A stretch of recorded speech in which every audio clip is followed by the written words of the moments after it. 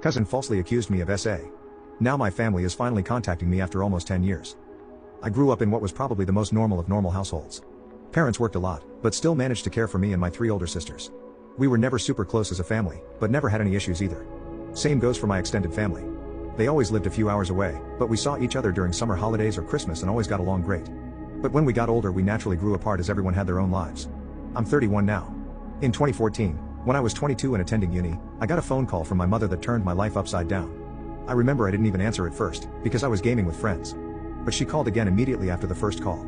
This was an unwritten rule in the family. If you call twice like that, it's important. Like someone died important. So when she called again, I excused myself and answered, only to hear chaos in the other end. Like people were arguing. But when my mom realized I had answered, it sounded like she went to another room and closed the door. I just asked what was going on and I heard she was crying.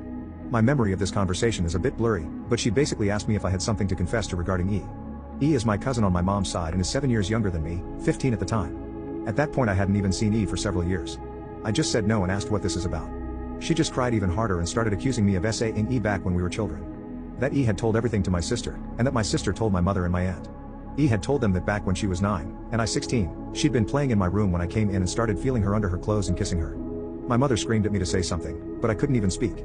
It was all so absurd. I remember thinking that must be some bad joke. The last thing I remember saying was that it's not true and that E is lying. But then my mom goes on saying that how E gave such a detailed description of where and how.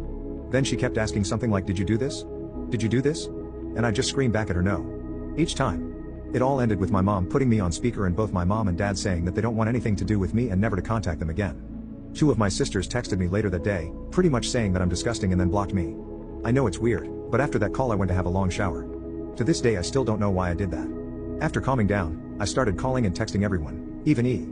No one answered and the ones who hadn't blocked my number by then quickly did so. The only thing I heard back was from my father who texted me to stop contacting them and that they need to heal. That was 9 years ago and I haven't spoken to anyone in my family since that day. To say this fucked me up is an understatement. I was living in a haze for weeks after that and hardly ate at all. It didn't help that this was right before I was supposed to defend my bachelor's thesis and was already stressed out. Luckily my co-writer sensed something was up and saved me by controlling the conversation so that I got the easy parts. Without him I would have failed. Needless to say, no one came to my graduation. Then started the worst period of my life. I spent the first year expecting the cops to knock on my door and arresting me for sexual abuse. I didn't land any jobs, just living off my saved money. I drank a lot and did oxy. I also grew resentful and violent. The only reason I didn't hurt anyone is because no one was around. My neighbor called the cops on me once after I had smashed a glass, but I managed to convince the officers that I had just dropped it, and they went away since there were no others inside my apartment. Instead of sleeping, I spent my nights planning how I could hurt E and make sure no one ever found out. Even thinking how I could actually do the things she'd accused me of, but much worse.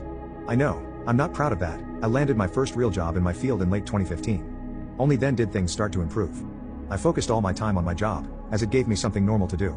Recovery was a slow process, but I drank less and smiled more. I lived cheap and earned good money, so I made a point of buying myself a nice gift for my birthdays, a VR headset, a motorcycle, Lego etc. And last year I moved from my shitty apartment and bought a small house. It was an old dream of mine to have my own garage and a garden to care for. This has boosted me even more. So my life is okay now. I still got problems. I've been on antidepressants for the last few years and while they help, it's not in a happy way. They simply remove the dark thoughts and replace them with dead ones. My trust in other people is close to non-existent. I've tried dating, but only been on 2 dates with 2 different women. It's really hard to speak like a normal person when it comes down to it. And what would I tell a potential partner when she asked about my family? Oh, you know they accused me of a heinous crime and we're not talking anymore. But I didn't do it, I swear. My field is very male dominated, so the only woman I really speak to is my therapist, who I like a lot. A few days ago, I received a text from my mother. It felt unreal and I was scared to open it at first, so I just stared at the notification for hours before opening it. Yesterday, a second text followed. Translated, they basically say, "Hi, my name, it's been so long since we talked. We miss you and want to know how you're doing." Here she writes a long text about my sisters and how my nieces and nephews are getting big. I didn't even know I was an uncle. Know that we love you and always will. Love, Mom and Dad. The second text said, "Hi, my name, we understand if you don't want to talk to us after what happened, but please listen. Last month, the subject of you was brought up at a family gathering. During this, E was downplaying everything that had happened to her. It got so awkward that she finally admitted that nothing happened and that she probably just dreamt it.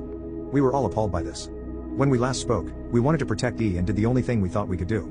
We know that's not excusing how you were treated. What E did was wrong and we're all angry at her. We have called everyone that knew and told them the truth. We all want to speak with you and your sisters want you to meet their families. Please write back if you can find it in you to forgive us. Love, Mom and Dad." So yeah. That's my situation right now. I haven't answered, but they no doubt know I've seen it. Truth be told, I'm seething. So many old, shitty memories are now stirring again. I don't want to forgive them and I wouldn't trust myself to be in the same room as them right now. Part of me wants to call my family and unleash everything on them, to guilt them with everything I went through until they all hit their rock bottom. Then dedicate my life to make my cousin's life as miserable as possible. The other part wants to ignore them and continue with my okay-ish life with my motorcycle and my garden to keep me company. I don't have any friends. The only people I speak to are my coworkers, but we're not really close. I've called my therapist's clinic, but they told me she's on vacation and won't be available for weeks, and I don't want anyone else than her. So that leaves internet strangers. So please, where to go from here? Do I ignore them and continue as is? Or do I answer? And if so, what to even write? I'm pretty sure meeting them in person would be a bad idea for a foreseeable future, but I'm not even sure how my life can improve from picking up those old threads. As embarrassing as it may sound, I've dreamed about the day when they apologize to be them throwing themselves to the ground and kissing my feet. Texting seems so anticlimactic now.